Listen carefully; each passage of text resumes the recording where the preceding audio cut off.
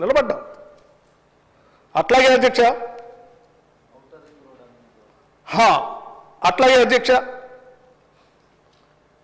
సరే అధ్యక్ష, ఈ రుణమాఫీకి సంబంధించి మేమేమో ఈ చేసేటప్పుడు రాష్ట్ర ఆస్తుల్ని అమ్మలేదు అధ్యక్ష.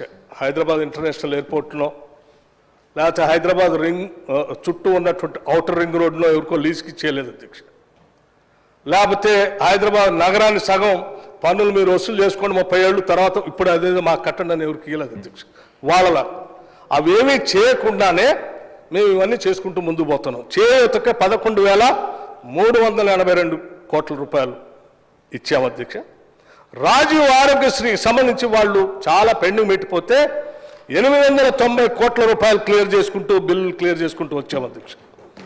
ఎల్పిజి సబ్సిడీ అండర్ మహాలక్ష్మి రాష్ట్రంలో ఉన్నటువంటి మహిళలందరికీ కూడా మహాలక్ష్మిలాగా గౌరవించాలని కాంగ్రెస్ పార్టీ ఆనాడు ఎన్నికలకు ముందు ఇచ్చినటువంటి హామీని నిలబెట్టుకోవటం కోసం అర్హత కలిగినటువంటి ప్రతి కుటుంబానికి 500 రూపాయలకే గ్యాస్ సిలిండర్ ఇచ్చేటువంటి కార్యక్రమాన్ని సంపూర్ణంగా ఈ రాష్ట్రంలో అమలు చేస్తూ ఎప్పటికప్పుడు ఆ డబ్బులు కూడా ఏదో పెండింగ్ పెట్టట్లా మళ్ళీ మేము సివిల్ సప్లైస్కి 442 కోట్ల రూపాయలు కట్టాము అధ్యక్ష.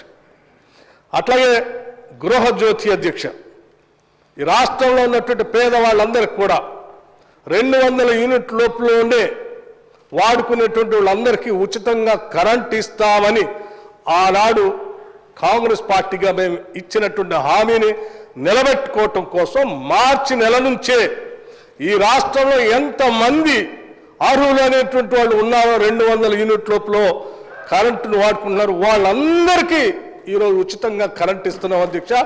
0 బిల్లు ఇస్తా ఉన్నాం. దానికి సంబంధించి కూడా ప్రతి నెల డబ్బులు కట్టుకుంటూ క్లియర్ చేసుకుంటూ పోతున్నాం. పెండింగ్ పెట్టలేదు అధ్యక్ష. మేము అప్పు పెట్టలే వాళ్ళకి డిస్కమ్లకి. మేము 1,234 కోట్లు ప్రభుత్వం నుంచి ప్రతి నెల కడుతూనే ఉన్నాం అధ్యక్ష. అట్లాగే పవర్ సబ్సిడీ అధ్యక్ష, వ్యవసాయానికి సంబంధించి రైతులకు క్వాలిటీ పవర్ ఇవ్వాలనే మా పేటెంట్ ఏదైతే ఉందో ఉచితంగా రైతులకి కరెంట్ ఇచ్చేటువంటి వ్యవసాయానికి సంబంధించిన కరెంటుని క్వాలిటీ పవర్ ఇస్తూ వాళ్ళకి ఇబ్బంది లేకుండా చేయటం కోసం 11,141 కోట్ల రూపాయలు వాళ్ళకి సబ్సిడీ పేరు మీద కట్టాము అధ్యక్ష. దీనికి సంబంధించిన డబ్బుల్ని ప్రతి నెల మళ్ళీ బకాయిలు పెట్టట్లేదు అధ్యక్ష. ప్రతి నెల వాళ్ళకి డబ్బులు కట్టుకుంటూ వచ్చాము అధ్యక్ష. మీరు ఎంత బకాయి పెట్టారో నేను చెప్తాను అధ్యక్ష. అధ్యక్ష మీరు ఎంత బకాయి పెట్టారో కూడా అధ్యక్ష. ఇన్సూరెన్స్ టు ఫార్మర్స్, రైతుల గురించి చాలా గొప్పగా చెప్తా ఉంటారు అధ్యక్ష. మాది రైతు ప్రభుత్వాన్ని.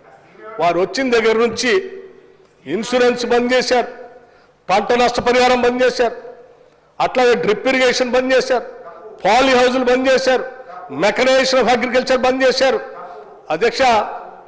మొత్తాన్ని అన్నింటినీ ఎత్తేసి గాలికి వదిలేస్తే మేము రాగానే రైతులకు ఇన్సూరెన్స్ ఉండాలని చెప్పి మా ముఖ్యమంత్రి రేవంత్ రెడ్డి గారు రైతుకు సంబంధించిన వ్యవసాయ శాఖ వాళ్ళందరినీ పిలిచి కూర్చోబెట్టి ఇన్సూరెన్స్ కట్టాల్సిందే అని చెప్పి మా అందరికి చెప్తే మేము రూపాయి పోగేసి 1,514 కోట్ల రూపాయలు రైతుల కోసం ఇన్సూరెన్స్ ప్రీమియం మేము కట్టాము అధ్యక్ష. వదిలేశారు వాళ్ళు గాలికి. అట్లాగే అధ్యక్ష రైస్ సబ్సిడీ అధ్యక్ష, ఎక్కడా ₹1 పెండింగ్ పెట్టలేదు. 1,647 కోట్ల రూపాయలు రైస్ సబ్సిడీకి సంబంధించి బిల్స్ క్లియర్ చేసుకుంటూ వచ్చాం. ప్రతి నెల సబ్సిడీకి సంబంధించి డబ్బులు ఇచ్చుకుంటూ పోతా ఉన్నాం. అట్లాగే అధ్యక్ష ఇంకా నిన్న చాలా మాట్లాడారు అధ్యక్ష స్కాలర్షిప్స్ గురించి, డైట్స్ గురించి. అధ్యక్ష డైట్ బిల్స్ గురించి నేను కూడా చెప్పాలి. 10 ఏళ్ళు అధ్యక్ష ఈ రాష్ట్రంలో ఏ పని చేసినా పెరిగిన ధరలకు అనుగుణంగా ధరలను పెంచుకుంటూ వాళ్ళకి బిల్లులు ఇచ్చేటువంటి సాంప్రదాయం ఉన్నటువంటి ప్రభుత్వంలో మరి 10 ఏళ్ళు హాస్టల్స్, రెసిడెన్షియల్ స్కూల్స్లో లేకపోతే హాస్టల్స్లో లేకపోతే హాస్పిటల్స్లో లేకపోతే జైల్లో ఉన్నటువంటి వాళ్ళకు కూడా పెట్టేటువంటి భోజనానికి సంబంధించి 10 ఏళ్ళు వీళ్ళు పెరిగిన ధరలకు అనుగుణంగా రూపాయి కూడా పెంచలేదు అధ్యక్ష. పెంచకపోవటం వల్ల వాళ్ళకి సప్లై చేసేటువంటి వాళ్ళు కూరగాయలు, పాలు, గుడ్డు, బియ్యం, ఇతరత్ర సామాగ్రి అధ్యక్ష ఆ సప్లై చేసే ధరలకు అనుగుణంగా ఇచ్చే బిల్లు లేకపోవటం వల్ల చివరికి ముక్కిపోయినాయో మురిగిపోయినాయో తాలో తడక ఏరు తీసుకొచ్చి ఇస్తా ఉంటే అయ్యే వండి పెడతా ఉంటే చాలా చోట్ల అనారోగ్యానికి గురై పిల్లలు బాధపడతా ఉంటే కూడా వీళ్ళకి కనికరం కలగలేదు అధ్యక్ష, పెంచలేదు. మేము వచ్చిన తర్వాత ముఖ్యమంత్రి గారు యావత్ మంత్రిమండలి అంతా కలిసి కూర్చొని ఆలోచన చేశారు. ఈ బిడ్డల భవిష్యత్తే ఈ రాష్ట్ర భవిష్యత్తు, వీళ్ళ భవిష్యత్తు బాగుండాలని చెప్పి ఆరోగ్యకరంగా న్యూట్రిషన్గా ఎదగాలంటే వాళ్ళ డైట్ ఛార్జెస్ పెంచాలని ఒకటేసారి 40% డైట్ ఛార్జెస్ పెంచింది ఈ ప్రభుత్వం అధ్యక్ష. కాస్మెటిక్ ఛార్జెస్ 200% పెంచింది అధ్యక్ష. ఇది మాకు ఈ రాష్ట్ర బిడ్డలపైన ఉన్నటువంటి మమకారం, బాధ్యత. ఆ బాధ్యతను మేము నెరవేర్చుకుంటూ పోతా ఉంటే వీళ్ళు తగుదనమ్మా అని రెసిడెన్షియల్ స్కూల్స్ పోయి ఆ స్కూల్ బిల్డింగ్స్ కట్టలేదు, వాళ్ళ పెట్టే భోజనానికి సంబంధించిన డబ్బులు పెంచలేదు. మళ్ళీ ఇప్పుడట్ట తగుదనమ్మ ఆడిపోయి వాళ్ళ కోసం ఏదో పోరాటం చేస్తున్నాం, వాళ్ళ కోసం ఉద్యమిస్తున్నాం, వాళ్ళ కోసం బతుకుతున్నాం అని చెప్తా ఉన్నారు. ఎట్లా అధ్యక్ష ఇది? అధ్యక్ష, మేము కేవలం డైట్ బిల్స్ పెంచడమే కాదు, ఈ రెసిడెన్షియల్ స్కూల్స్ సంబంధించినటువంటి ఇన్ఫ్రాస్ట్రక్చర్ కూడా, హాస్టల్ బిల్డింగ్స్ అన్నీ కూడా ఒకటే తరగతిలో, అక్కడే భోజనం, అక్కడే పాఠాలు, అక్కడే పడుకోవటం. ఈ ఇబ్బంది ఏందని ఆలోచన చేసి మొత్తం మంత్రిమండలి అంతా కూర్చొని అసలు భారతదేశం మనకెళ్ళి చూడాలనేటువంటి ఆలోచన ఉండే విధంగా గొప్పగా గర్వంగా ఉండేటట్టుగా యంగ్ ఇండియా ఇంటిగ్రేటెడ్ రెసిడెన్షియల్ స్కూల్స్ని ఈరోజు రాష్ట్ర ప్రభుత్వం డిజైన్ చేసి ముందుకు పోతుంది. అన్ని శాసనసభ నియోజకవర్గాల్లో శాంక్షన్ చేసి ముందుకు పోతుంది. అధ్యక్ష, ఇది ఇంటర్నేషనల్ స్టాండర్డ్స్లో ఉండేటువంటి అద్భుతమైనటువంటి రెసిడెన్షియల్ స్కూల్స్. అధ్యక్ష, అది ఈ రాష్ట్ర ప్రభుత్వానికి ఉన్నటువంటి కమిట్మెంట్. అట్లాగే అధ్యక్ష, ఆర్టీసీ సంబంధించి మహాలక్ష్మి పేరు మీద రాష్ట్రంలో ఉన్నటువంటి మహిళలందరినీ మహాలక్ష్మిగా మేము గౌరవిస్తున్నాం, పూజిస్తున్నాం.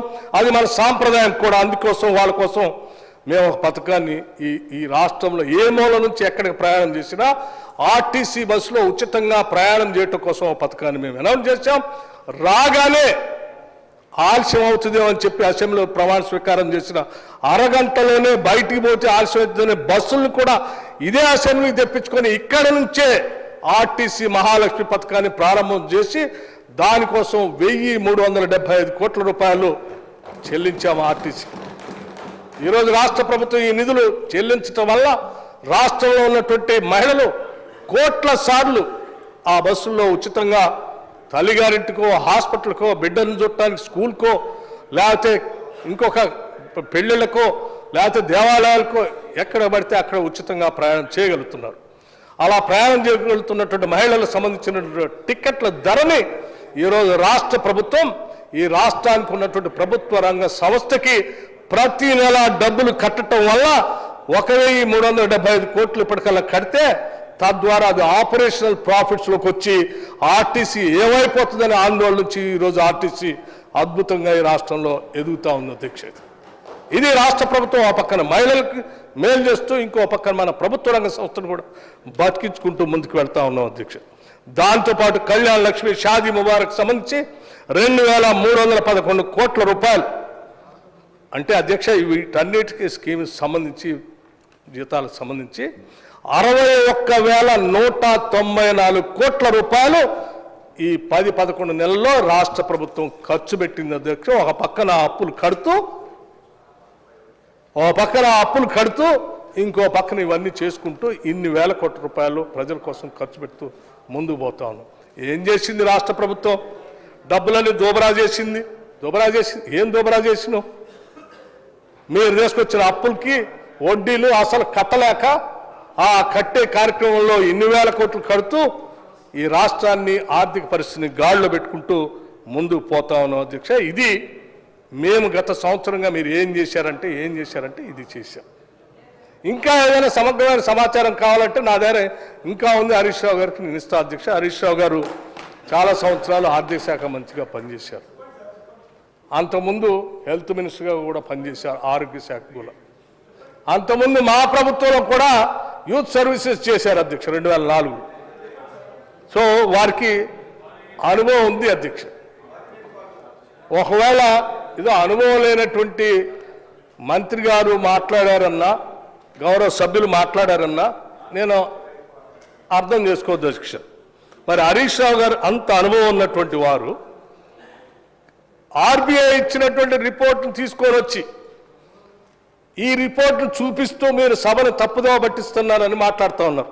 I'm coming to that point only అధ్యక్ష. ఏం చేసామో చెప్పాము.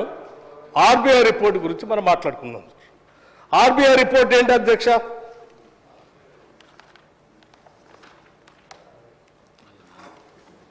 అధ్యక్ష, ఆర్బీఐ రిపోర్ట్ ఈ పుస్తకంలోదే ఒక కాగితం తీసుకొని వచ్చి వారు చూపిస్తూ ఉన్నారు. అధ్యక్ష, in hand book of statistics in Indian states 2023-24 అధ్యక్ష, ఇందులో గ్యారంటీస్ సంబంధించినటువంటి కాలం